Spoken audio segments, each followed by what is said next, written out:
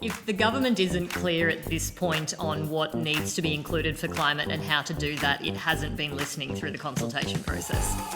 What's our head of advocacy and policy doing in Parliament talking about Australia's nature law and the government's lack of action?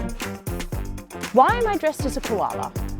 And what's it got to do with every single one of your favourite Australian species and places? Well, the Climate Council, along with pretty much every other Australian climate organisation, is urging the government to fix our broken national environment law, because right now it's doing a pretty bad job at protecting the environment.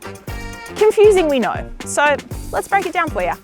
Our national environment law has a massive hole in its heart because it does not cover climate change. We really just need to get cracking on this.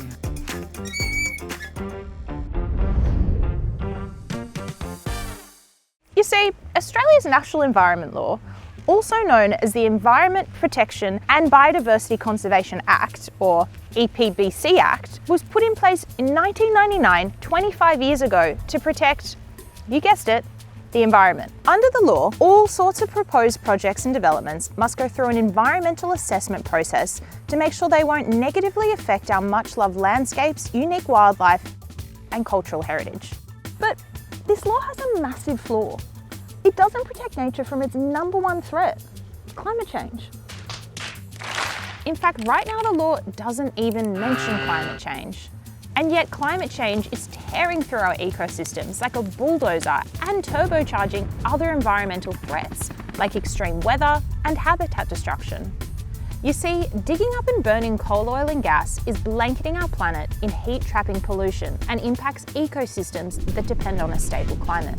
If we keep pumping out climate pollution, some threatened and critically endangered species will run out of safe and habitable places to call home, like me. Corporate needs you to find the differences between this picture and this picture. They're the same picture. In fact, since this law was introduced, a massive 740 fossil fuel projects have been waved through without any consideration of whether these polluting projects will pose any climate risks. What's worse is there are still more coal and gas projects waiting to be approved under this old, broken and out-of-date law. And if these projects go ahead, they will pump more climate pollution into our atmosphere. That's right. While these fossil fuel projects will be assessed in terms of their potential damage to local wildlife and landmarks, the massive amounts of climate pollution being spewed out by these fossil fuel projects and the impacts that'll have on endangered species and the environment is not part of the assessment process. Now you're starting to see the issue here. Think of the law like a bouncer at a club. At the moment, this bouncer is a bit of a pushover. And think of a fossil fuel project like someone who's had a few too many and is trying to barter their way in with all of their incredibly stinky friends. Currently, the bouncer is just waving them through, but we need that bouncer to toughen up and stop letting these bad polluting projects into the club. But don't take my word for it. Let's hear it from an expert. I'm Jackie Peele. I'm a Professor of Law at the Melbourne Law School and Director of the University of Melbourne's climate initiative, Melbourne Climate Futures. Well, when the Albanese Labor government came into power, they promised a fundamental reform of the legislation, and it's well overdue. It's 25 years since this legislation was enacted.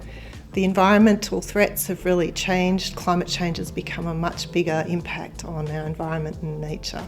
The Act really needs an update. But the major gap that's sitting there at the moment is that it's not addressing probably the most existential threat that we face to our environment here in Australia and globally. It doesn't have any capacity really to address the climate impacts of projects. So what I'd really like to see is a provision in the Act, or a series of provisions that directs the Minister explicitly to consider climate change as part of her decision-making process where there are projects that are having a major greenhouse gas pollutant effect. Now is the time really to be strengthening our environmental laws. Climate change is disrupting everything, from our oysters to our music festivals to the Great Barrier Reef and even our precious koalas. So, what can we do about it? Well, the government has been promising to overhaul our nature laws for years, announcing their Nature Positive package back in 2022. But so far, no changes have been made, and climate still isn't included in the law that's meant to protect our environment. But here's the good news. We know how to fix these broken laws, and we still have time.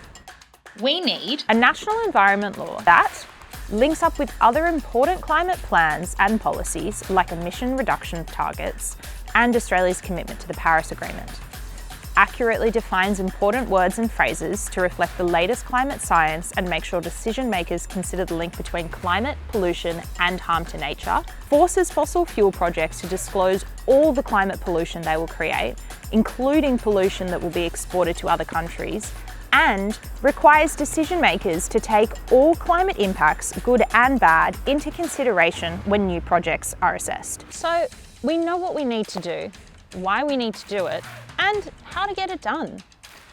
Now, we need the government to get on with it. Glaciers are literally melting while this reform moves forward at a glacial pace. So if you want to see the law changed and your favourite species and places protected, yes, those two, then it's time to join us in calling for the government to put climate at the heart of Australia's new national environment law.